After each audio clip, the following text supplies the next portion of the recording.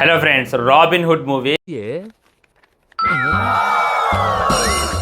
నిజంగా ఎక్స్పెక్టేషన్స్ ఉంటుండే. ఎందుకుండో, వార్నర్ నటిస్తుండు, నితిన్ ఏమో హయ్యెస్ట్ ప్రమోషన్ చేస్తుండు, శ్రీలీల అది దాని సర్ప్రైజ్ సాంగ్ ఉంటాయి కదా ఎక్స్పెక్టేషన్స్. ఆ ఎక్స్పెక్టేషన్స్తో అయితే నేనైతే సినిమాకి వెళ్ళిన. సినిమా అయితే భయ్యా సేదా రాడ్, డైరెక్ట్ రాడ్ కూడా కాదు, సేదా డైరెక్ట్గా దింపిండు అనమాట. ఏ కుటుంబం ఇంత ప్రైవేట్ బాబు.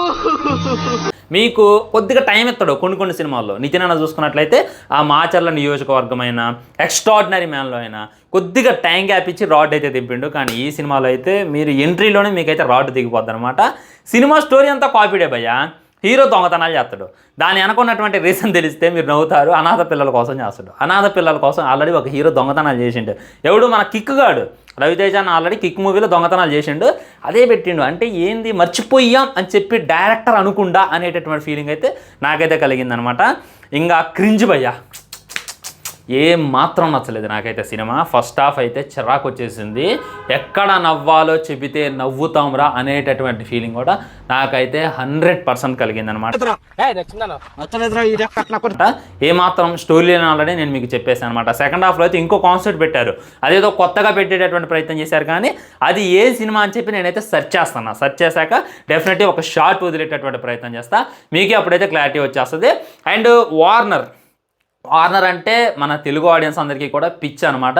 ఎందుకంటే ఆయన ది గ్రేట్ ఇదనమాట. సో ఆయనకి ఇంట్రెస్ట్ ఉంది. మరి డైరెక్టర్ ఈ సినిమాలో ఏం చెప్పి ఒప్పించాడు అనేటటువంటిది నాకు తెలియదు. కానీ వార్నర్కి అయితే ఈ సినిమా అర్థం కాలేదబ్బా. అర్థమైనా కానీ ఆయనైతే నటించేటటువంటి ప్రయత్నం అసలుకే చేశాడు కాదు. వార్నర్ అన్న తెలుగు డెబ్యూ మూవీతోనే తన పరువు అయితే పోగొట్టుకోండు. ప్లీజ్ అన్న వార్నర్ అన్న, నాకు ఇంగ్లీష్ రాదు కానీ ఈ వీడియోని ఇంగ్లీష్లో ట్రాన్స్లేషన్ చేసి వార్నర్ దాకా చేరేదాకా షేర్ చేయండి. నువ్వు నటించాలి అని అనుకుంటే పెద్ద డైరెక్టర్స్ చాలామంది ఉన్నారు, పెద్ద హీరోలు చాలామంది ఉన్నారు. నువ్వు వస్తే నీకు హారతి పట్టి మరీ వెల్కమ్ చేసేస్తారు. కానీ ఇలాంటి క్రింజ్ సినిమాలో నటించి నీ ఇజ్జత్ ఎందుకు పోగొట్టుకుంటావు అనేటటువంటిది నాకైతే అర్థం కావట్లేదన్న. ఆ తర్వాత నితిన్, ఏమైందన్నా నీకు? ఏందా క్రింజ్ కామెడీ, ఏందా యాక్టింగు, ఏందా వెన్నెలకి చదువుతా? నాకైతే ఒక్క మొక్క నచ్చలేదనమాట. శ్రీలీల దండం తల్లి నీకైతే.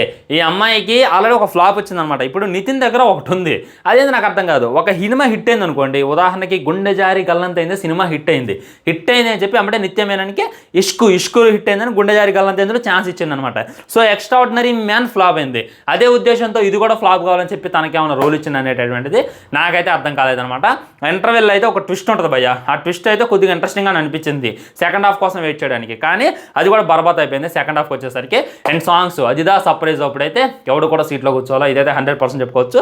మామూలుగా స్టెప్లు ఎట్లా అంటే మీరు ఇప్పుడు సాంగ్లో చూసింది ఏదైతే ఉందో జస్ట్ శాంపిలే, సినిమాలో ఫుల్గా చూస్తారు అనేటటువంటిది ఏం లేదు. ఓన్లీ సాంగ్లో చూసిన దానికన్నా అంత గొప్ప స్టెప్స్ అయితే ఏమి లేవు అనేటటువంటి ఫీలింగ్ కలిగింది. మన శేఖర్ మాస్టర్ గారు దబిడి దిబిడి అంటుండు, అదిరా ఎక్స్ట్రాడినరీ అంటుండు. అసలు సార్ ఎలాంటి సాంగ్స్ మీరు కొరియోగ్రాఫింగ్ చేసేవాళ్ళు. ఒకప్పుడు యమదొంగకైనా రామ్ చరణ్ నాయక్ సినిమాకైనా కొరియోగ్రఫీని చూస్తుంటే నిజంగా శేఖర్ మాస్టర్ అయినా దీన్ని కొరియోగ్రాఫ్ చేసింది అనేటటువంటి ఫీలింగ్ కలిగింది.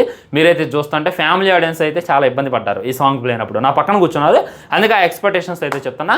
కామెడీ క్రింజు, స్టోరీ కాపీడే, సాంగ్ అదిదా సర్ప్రైజ్. సాంగ్ బాగుంది, నాకు ఆడియో బాగుంది, వీడియో అయితే అంత నచ్చలేదు.